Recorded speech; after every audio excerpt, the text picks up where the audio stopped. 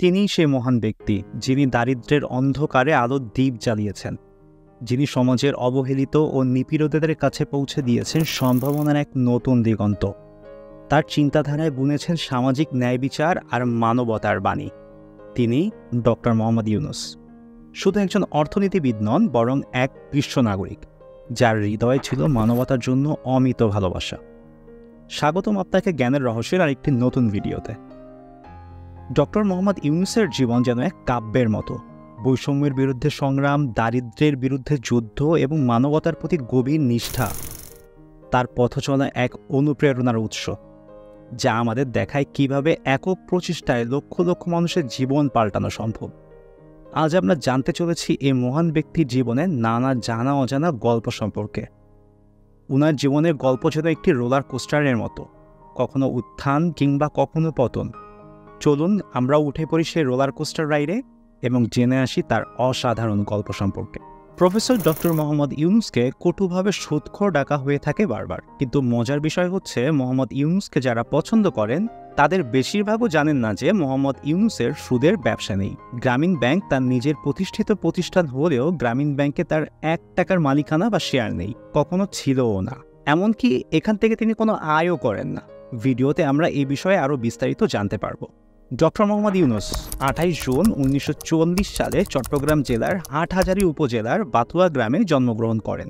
এরপর 1957 সালে মোহাম্মদ ইউনূস ঢাকা বিশ্ববিদ্যালয়ে অর্থনীতি বিভাগের অনার্স বা সম্মান শ্রেণীতে ভর্তি হন এবং সেখান থেকে তিনি বিএ এবং এমএ কমপ্লিট করেন। স্নাতকের পর কর্মজীবনের শুরুতেই professor Mohammad Yunus bureau of ইকোনমিক্সে গবেষণা সহকারী হিসেবে যোগদান করেন। পরবর্তীতে 1962 সালে চট্টগ্রাম কলেজের অর্থনীতি প্রভাষক হিসেবে যোগদান করেন। 1965 সালে তিনি ফুলব্রাইট স্কলারশিপ নিয়ে যুক্তরাষ্ট্রে যান এবং পূর্ণ স্কলারশিপ নিয়ে ভেন্ডারবিল্ট বিশ্ববিদ্যালয় যুক্তরাষ্ট্র থেকে 1969 সালে অর্থনীতিতে পিএইচডি ডিগ্রি লাভ করেন। 1976 সালে প্রফেসর মোহাম্মদ ইউনূস গ্রামীণ ব্যাংক প্রতিষ্ঠা করেন। অর্থনৈতিকভাবে দরিদ্র বাংলাদেশি নাগরিকদের ব্যাংকিং সুবিধায় আনার জন্য এবং ঋণ প্রদান করার জন্য এই ব্যাংকটির অনন্য অবদান রয়েছে। তার এই অবদানের জন্য প্রফেসর ডক্টর মোহাম্মদ ইউনূস এবং তার প্রতিষ্ঠিত গ্রামীণ ব্যাংক যৌথভাবে 2006 সালে শান্তিতে নোবেল পুরস্কার অর্জন করেন। বাংলাদেশিদের মনে আজও গেঁথে রয়েছে সেই দিনের কথা।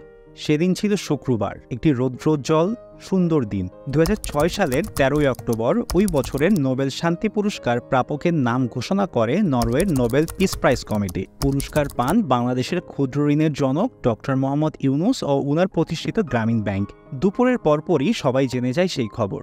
বিদ্যুৎ বেগে হাওয়ায় হাওয়ায় উঠে যায় সেই আনন্দ বার্তা সম্পূর্ণ 56,000 বর্গমাইলের বাংলাদেশ জুড়ে। কলেজে অধ্যয়নকালীন সময় থেকেই ডক্টর মোহাম্মদ ইউনূস সাহিত্য পত্রিকা সম্পাদনা এবং আজাদী পত্রিকায় কলাম লেখার কাজে যুক্ত ছিলেন। নিজের জ্ঞান ও ভাবনাগুলোকে সবার মধ্যে ছড়িয়ে দিতে ডক্টর মোহাম্মদ ইউনূস নিজের লেখা বেশ কিছু গ্রন্থ প্রকাশ করেন। তার গ্রন্থগুলোর মধ্যে অন্যতম হচ্ছে banker to the poor, microlending and the battle against world poverty এবং creating a world without poverty. Poverty নিয়ে কথা বলতে গিয়ে ডক্টর মোহাম্মদ ইউনূসের একটি বিখ্যাত উক্তির কথা মনে পড়ে গেল। Poverty does not belong in civilized human society. Its proper place is in a museum. That's where it will be. প্রথম এবং একমাত্র বাংলাদেশি হিসেবে শান্তিতে নোবেল পুরস্কার ছাড়াও ডক্টর মোহাম্মদ ইউনূস পৃথিবীর বিভিন্ন দেশের বিভিন্ন বিশ্ববিদ্যালয় থেকে 62টি সম্মানসূচক ডক্টরেট ডিগ্রি অর্জন করেন।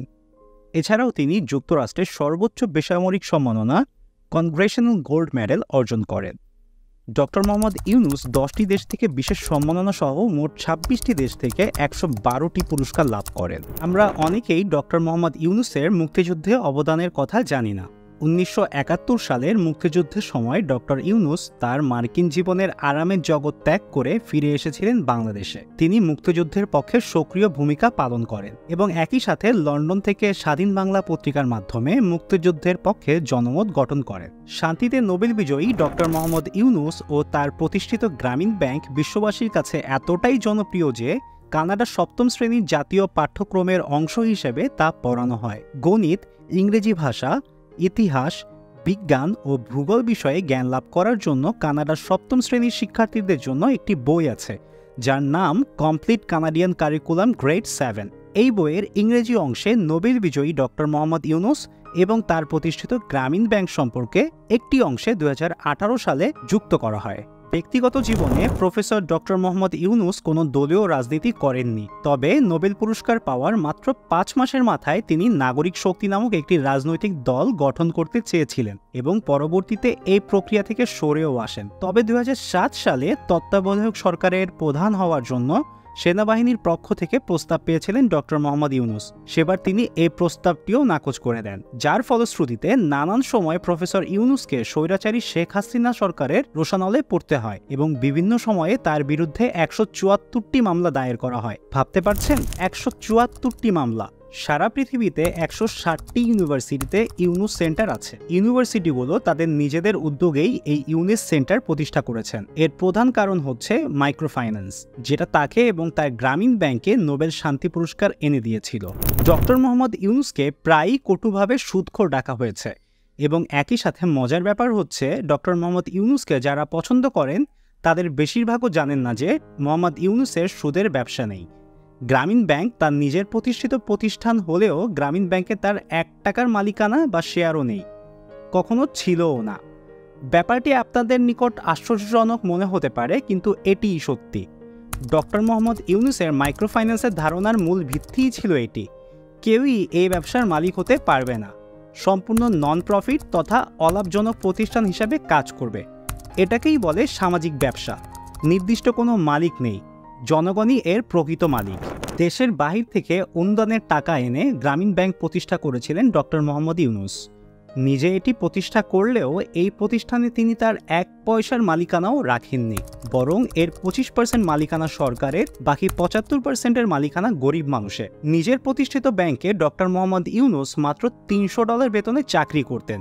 এখন আপনারা অনেকেই হয়তো প্রশ্ন করতে পারেন, তাহলে ডক্টর মোহাম্মদ ইউনূসের আয়ের উৎস কি? আপনারা জেনে অবাক হবেন যে ডক্টর মোহাম্মদ ইউনূস হচ্ছেন পৃথিবীর one of the highest paid speaker. বিশ্বের নামি দামি প্রতিষ্ঠানগুলো ওনাকে নিয়ে যান ওনার বক্তব্য শুনতে। ওনার বক্তব্য শোনার জন্য খরচ করতে হয় $75,000 থেকে $1 লক্ষ মতো, কখনো বা তা আরও বেশি। পাশাপাশি ওনার লেখা বইগুলো বিক্রির একটি অংশ থেকেও উনি অর্থ লাভ করেন। সম্প্রতি অনুষ্ঠিত হওয়া প্যারিস অলিম্পিকে প্রফেসর ডক্টর ইউনূসের ভিশনের ভিত্তিতে তৈরি হয়েছে অলিম্পিক ভিলেজ 2024। তার 3-0 থিওরিটি অলিম্পিকে এবারের মূল থিম হিসাবে গ্রহণ করা হয়েছে। 3-0 থিওরির মূল বিষয় হচ্ছে zero poverty, zero unemployment and zero net carbon emission, অর্থাৎ শূন্য দারিদ্রতা, শূন্য বেকারত্ব এবং শূন্য নিট কার্বন নিঃসরণ। একই সাথে অর্থনীতিবিদ ডক্টর মোহাম্মদ ইউনূসের নামে প্যারিসে একটি রাস্তার নামকরণ করা হয়েছে। এর নাম রাখা হয়েছে প্লাস 2 প্রফেসর ইউনূস 75018 প্যারিস। এটিই হচ্ছে ফ্রান্সের প্যারিসে প্রথম কোনো বাংলাদেশীর নামে স্থাপিত হওয়া প্রথম স্থাপনা। 24 জুলাই 2024-এ ডক্টর ইউনূস নিজেই এই সড়কটি উদ্বোধন করেছেন। প্যারিস অলিম্পিকে অবস্থান করাকালীনই তিনি জানতে পারেন তিনিই হচ্ছেন স্বৈরাচার মুক্ত স্বাধীন বাংলাদেশের অন্তর্বর্তীকালীন সরকারের প্রধান উপদেষ্টা। পরবর্তীতে 8 আগস্ট 2024 তারিখে তিনি অন্তর্বর্তীকালীন সরকারের প্রধান উপদেষ্টা হিসাবে শপথ গ্রহণ করেন। প্রফেসর ডক্টর মোহাম্মদ ইউনূস বাংলাদেশে একটি বিশ্ববিদ্যালয় করতে চেয়েছিলেন, কিন্তু অনুমতি পাননি। তিনি বলেছিলেন এটি একটি আন্তর্জাতিক মানের বিশ্ববিদ্যালয় হতো, পৃথিবীর সেরা সেরা প্রফেসররা সেখানে এসে ক্লাস নিয়ে যেত। উনি ডাকলে এমনকি বিল গেটস কিংবা আমেরিকান প্রেসিডেন্টও এসে তার ইউনিভার্সিটিতে স্পিচ দিতে চলে আসতো, কিন্তু সেটা হতে দেয়া হয়নি। স্বৈরাচারী সরকার তাকে নিয়ে বিদ্বেষপূর্ণ মনোভাব পোষণের কারণে তাকে আর ইউনিভার্সিটি প্রতিষ্ঠা করতে দেয়া হয়নি। এত কিছুর পরও ডক্টর মোহাম্মদ ইউনূস দমে যাননি। তার উদ্ভাবনী চিন্তাধারা ও মানবতার প্রতি তার অঙ্গীকার আজও কোটি মানুষের হৃদয়ে অনুপ্রেরণার মশাল জ্বালিয়ে রেখেছে। প্রিয় দর্শক, এই ভিডিওটি যদি আপনাদের ভালো লেগে থাকে তাহলে লাইক ও শেয়ার করুন। আপনার গুরুত্বপূর্ণ মতামত কমেন্টে জানিয়ে দিন এবং আমাদের চ্যানেলটি সাবস্ক্রাইব করতেও ভুলবেন না। পরবর্তী ভিডিওতে আবার নতুন কোনো বিষয় নিয়ে দেখা হবে। ততক্ষণ পর্যন্ত ভালো থাকবেন। ধন্যবাদ।